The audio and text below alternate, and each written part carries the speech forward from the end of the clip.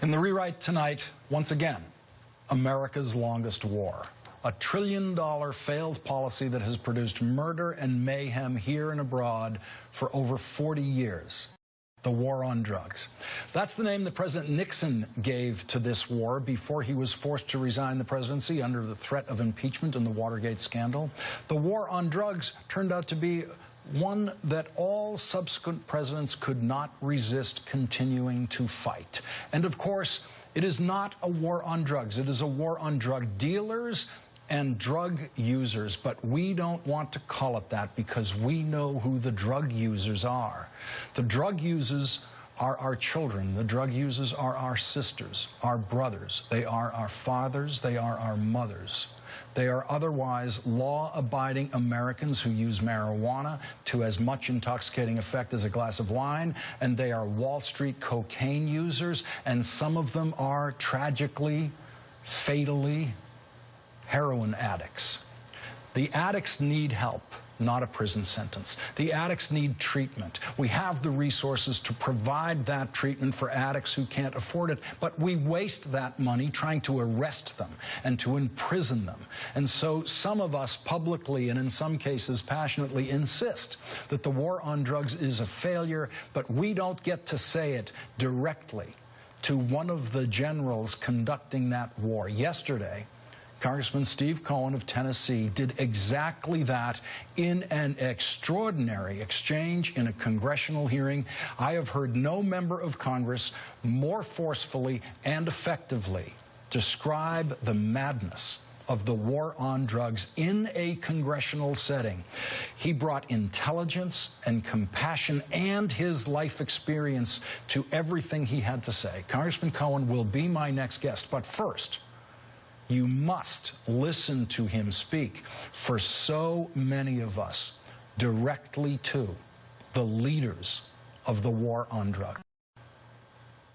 I would submit, with all due respect to my fellows on the other side, that schizophrenia, which my father was a psychiatrist and taught me something about, could be described as a party that talks about saving money all the time and being concerned with deficits and being totally driven by that, but not being concerned in saving money when people are in jail for marijuana and mandatory minimums that judges have said were awful, and for nonviolent first-time offenders who are serving lifetime sentences in jail, costing us $30,000 a year, and the population of jails has gone up 800% in the last 30 years. That's schizophrenia. You're concerned about cost and cutting costs, but not when it's jailing a population. Mr. Botticelli, your hands are tied on Schedule 1, but it is ludicrous, absurd, crazy to have marijuana in the same level as heroin.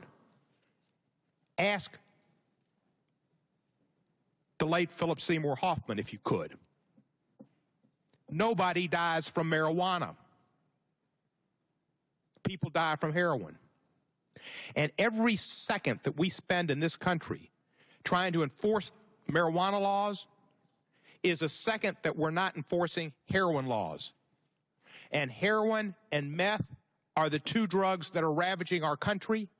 And every death, including Mr. Hoffman's, is partly the responsibility of the federal government's drug priorities for not putting total emphasis on the drugs that kill, that cause people to be addicted and have to steal to support their habit. And heroin and meth is where all of your priorities should be. Heroin is getting into the arms of young people. And when we put marijuana on the same level as heroin and LSD and meth and crack and cocaine, we are telling young people not to listen to the adults about the ravages and the problems, and they don't listen because they know you're wrong. With all due respect, you should be listening to scientists. I understand the parents who are grieved because their child died of an overdose. They didn't overdose on marijuana. And you're listening to them rather than the scientists? Mr. Botticelli, it may go back to A Few Good Men, the movie, Jack Nicholson. You can't handle the truth. The truth is the drug war failed. Your direction on marijuana is a failure. Get to dealing and saving kids from heroin overdoses. Now, you talked about alcohol, and you may have gotten to this. Cirrhosis of the liver, pretty serious thing. Violence against spouses and women. People don't smoke marijuana and beat up their wives and girlfriends. They get drunk. Sometimes they beat up their wives and girlfriends. Maybe the reason there's so many more people smoking marijuana now is because they're not listening. And maybe they're doing the other drugs too.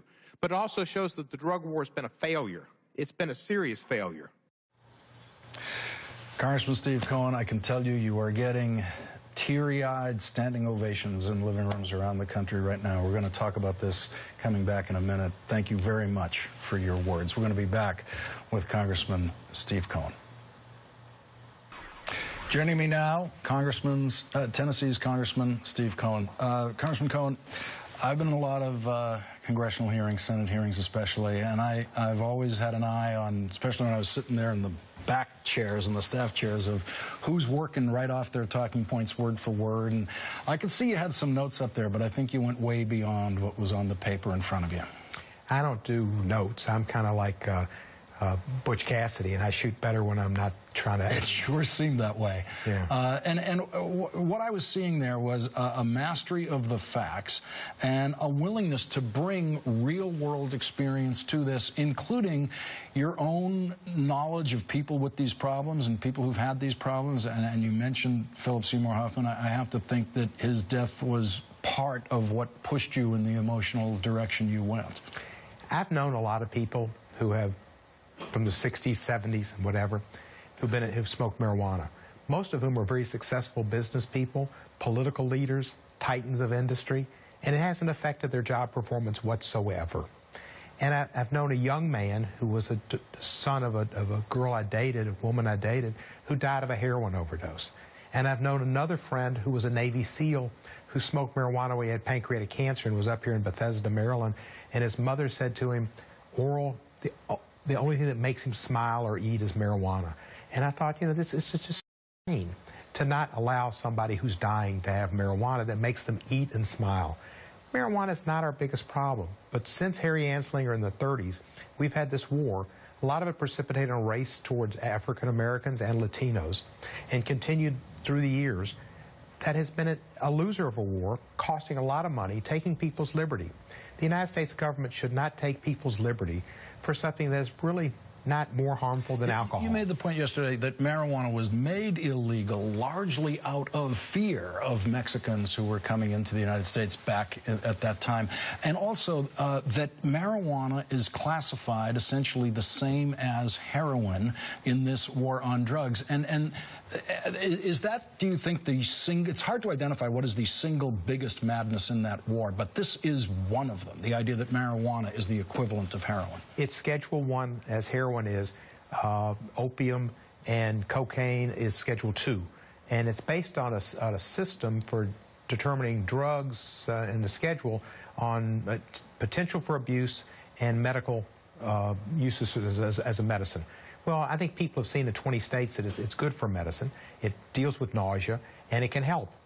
And also the abuse, it's not like these other drugs. You don't get addicted to marijuana, the addiction that makes you knock off a 7-Eleven and kill somebody because you've got to get a fix.